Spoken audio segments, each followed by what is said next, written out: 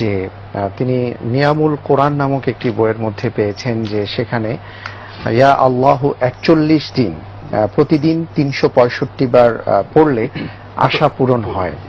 আর পাশাপাশি তার শাশুড়ি বলেছেন যে এটা একটি জালালি খতম, এটা পড়লে শরীরের ক্ষতি হতে পারে। আসলে বিষয়টা কি?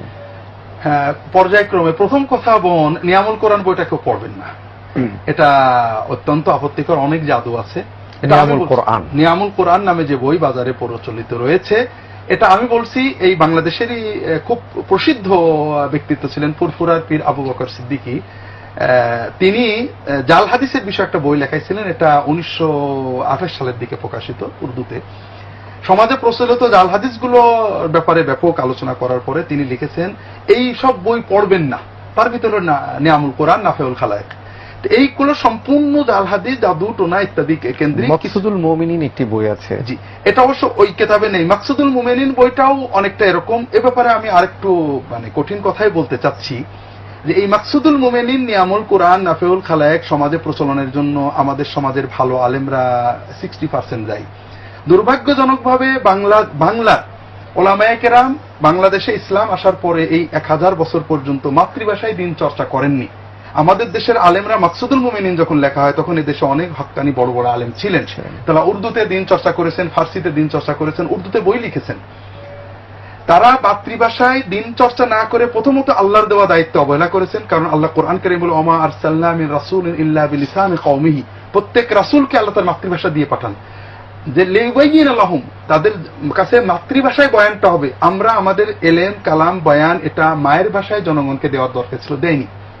ওই সময়ে মাকসুদুল মুমিনিনের মতো গ্রন্থগুলো যারা লিখেছেন তারা সাধুবাদ পাবেন, অন্তত তারা দিনের জন্য কিছু কথা মুসলমানকে দিয়েছেন। তবে তাদের জ্ঞানের পরিধি কম ছিল, তারা যা পেয়েছেন তাই দিয়ে গেছেন। এই জন্য আমরা লেখকদের জন্য দোয়া করি যে আল্লাহ তাআলা তাদের ভুল ত্রুটি মাফ করে তাদের নেক আমলগুলো কবুল করেন। তবে বইগুলো অনেক ভুল ভ্রান্তি রয়েছে, অনেক অগণিত।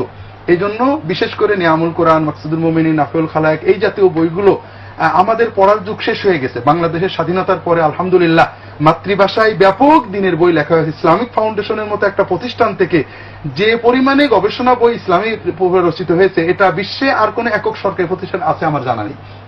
এই জন্য আপনারা ভালো লেখকদের গবেষণামূলক বই পড়েন, সহিহ হাদিস ভিত্তিক বই পড়েন।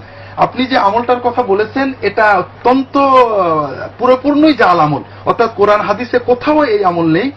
এটা আপনি করবেন না। মনের আশা পূরণের জন্য অনেক সহিহ আমল রয়েছে। আমি এই মুহূর্তে একটা বাস্তব কথা বলি।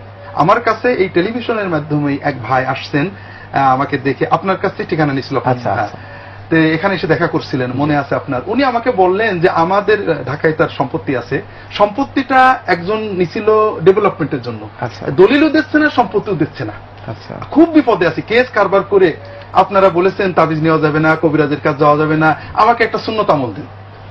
এখন সুন্নত আমলের জন্য আমি কয়েকটা সুন্নত আমল দিলাম। আলহামদুলিল্লাহ কয়েকদিন পরে তিনি আসছেন, বোধহয় 2-3 সপ্তাহ পরে, যে হুজুর ও আমার দলিল পত্র সব ফেরত দিয়ে গেছে। মাশাআল্লাহ, মাশাআল্লাহ।